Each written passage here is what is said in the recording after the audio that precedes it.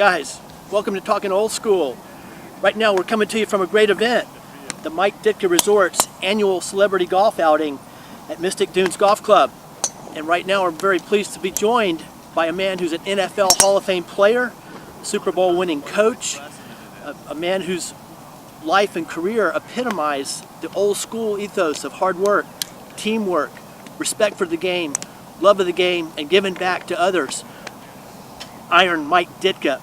Coach, thanks for inviting us out to be a part of your great event. It's my pleasure. This is really fun. It's a beautiful place here, Mystic Dunes, and it's a good cause. I mean, really, the Gridiron Greats is something we're going to raise some money, help some players in dire need. We know this tournament this year probably won't be as big as we want it to be, but we want to turn this into something annually that's really a nice deal, bring in players from all over the country and do it right. But they've done a great job. The resort has done an outstanding job of making this a good day. The tournament's filled up. The party tonight's filled up, so you couldn't ask for anything more.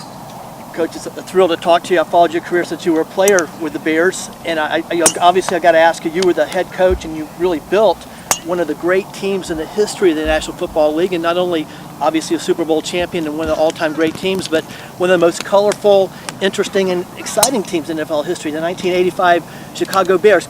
Can you share your recollections of the 85 Bears? Yeah, they were a great group of, when I explain the Bears this way, they were a group of characters that had a lot of character.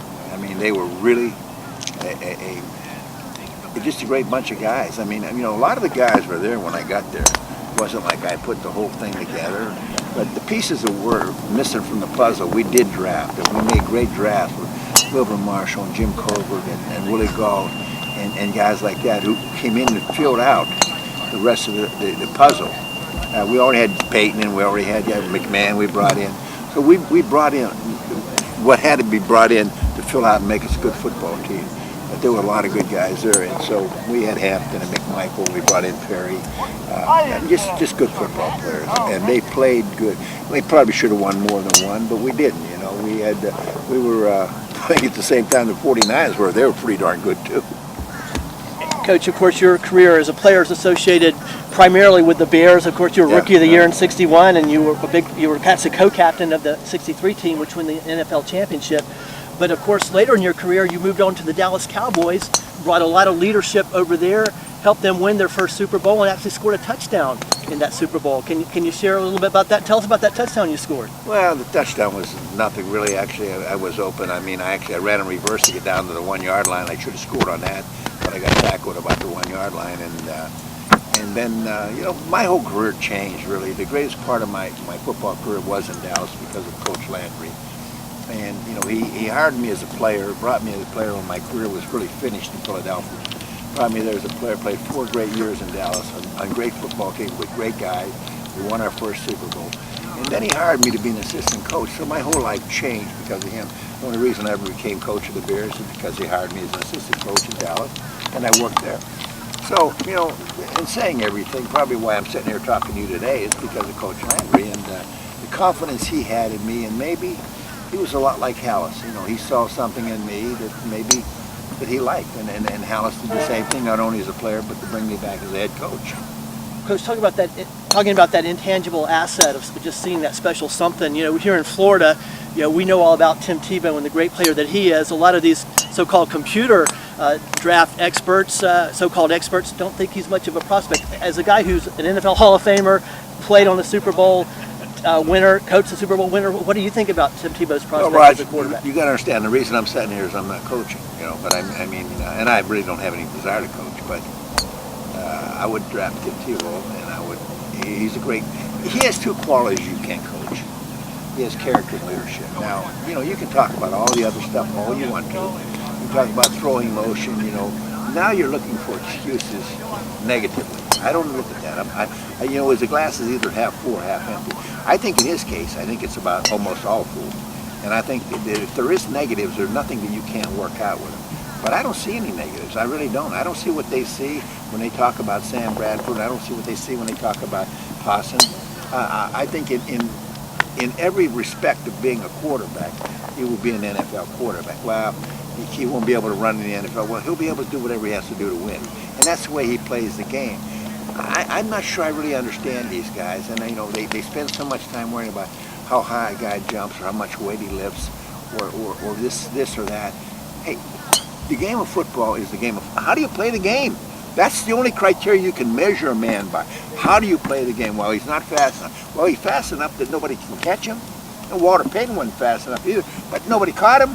Come on, wake up. I mean, I get so disturbed with these people who say, well, he can and he can't do this. Well, he can do anything he wants to do because, first of all, he's got discipline and he'll force himself and drive himself to be the best he can be.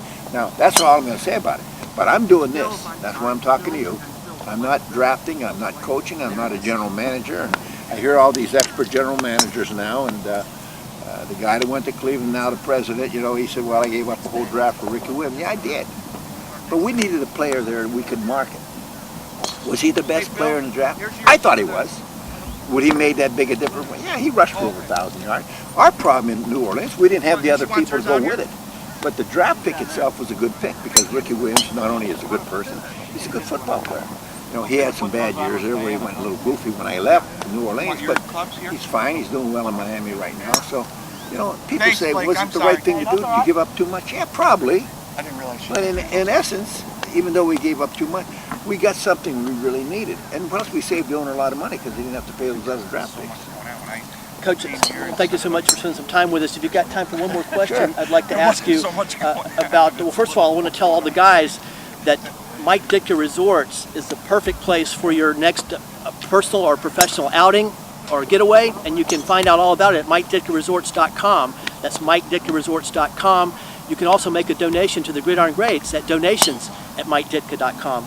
Coach, you had the opportunity to play for one of the true great figures in American sports. That, of course, was Coach George Halas, who not only helped to found the Chicago Bears, he helped to found the National Football League and was one of the original players in the league. And you were one of his special players, one of his favorite players, and he hired you to come back and to coach the team. Can you just tell us a little bit about Coach Papa Bear Halas? Well, you know, don't forget, I was a young man at 21 when I met Coach Halas, and he was pretty well up in years, and he... I don't need him. Oh, you don't?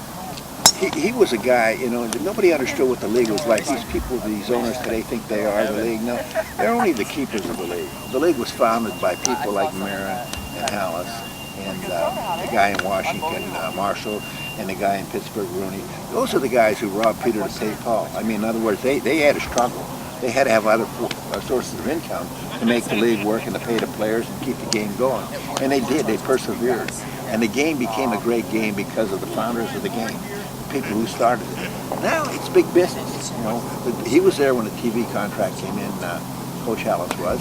That was under Roselle. But I'm saying that when he hired me, I think he passed away in 1983. He was, he hired me in 82. So he never got to see us win the Super Bowl. But I think he knew. I mean, he knew that I was going to give him the kind of football team that would make him proud. In other words, I was going to give him a Chicago Bear football team that was going to play good defense and do the things he liked. And you know, he wanted discipline. He wanted all those things that he taught. So, you know, that's what he was all about. When you're a young man and you play for him, you think, he's a little thrifty because he didn't pay any money. But there was no money to pay. I mean, what there was, you know, he paid. But there wasn't a lot of money to pay in those days. But just a great man. And the game of football would not, as we know it, be here if it wasn't for him.